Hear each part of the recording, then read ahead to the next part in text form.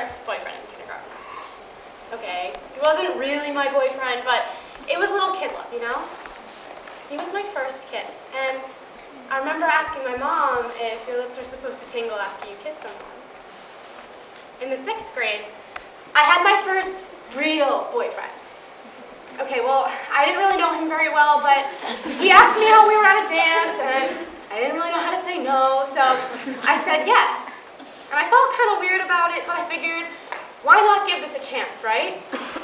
Then, I found out Monday morning that he asked me out as a bet for $15. My sophomore year of high school, I met a boy and I really, really liked him. He was funny, smart, and we could talk for hours about nothing. Then one day, he decided that I was clingy and annoying. He started talking badly about me to my best friend.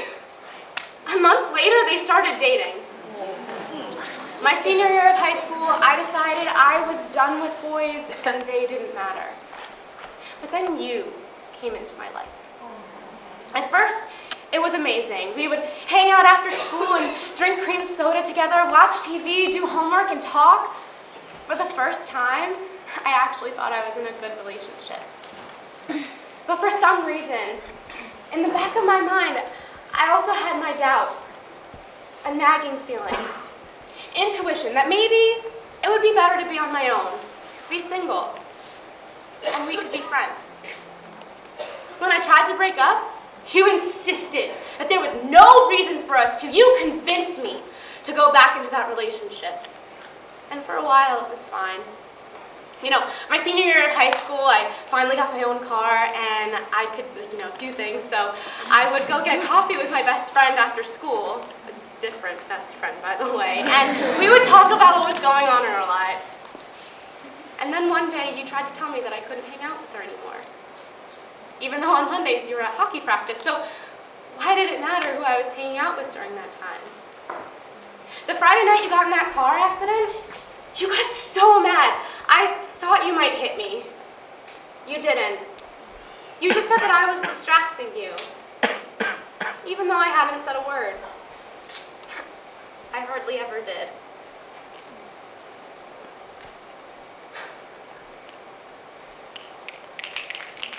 When I told you I'd be late to your graduation party, and I was because I had 3 other graduation parties to go to that day, you got furious, threw a lawn chair, and it almost hit me.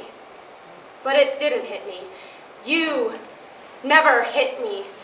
And then you started freaking out about college because we were going to be so far away from each other. You in Boston and I at Lehigh, because Lehigh has so many boys and everyone knows that Lehigh has so many boys and you were so far away. I was excited about being in college. I was trying to make friends. I wanted to join a sorority. You berated me for trying to be social. Why are you wearing that? Why are you doing that? How much did you have to drink? When did you get home? Who are you hanging out with? How come I've never met them? Why have I never heard of them before? You came to visit. Often. You met my friends. You didn't like them. I wanted to break up. I didn't know how to break up. Even though I was scared of you, you never hit me. And then we were home on break, hanging out with friends, and I decided I couldn't do it anymore because the distance was too much. The stress was too much. You were too much, and I couldn't do it anymore. As I tried to explain it any way I could, it happened. You hit me. I left. I drove to my best friend's house because I was too scared that you would follow me home. You didn't. But the thought of you followed me every single day.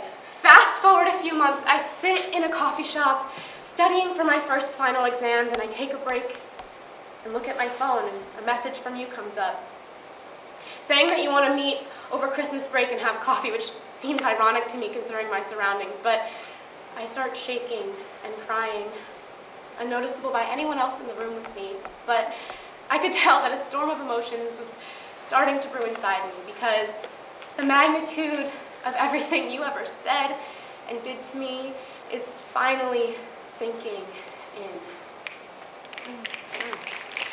I read somewhere once that every single cell in your body is replaced in approximately 7 years, and it is the most relieving thing to know that one day there will be a new me that you have never touched and will never touch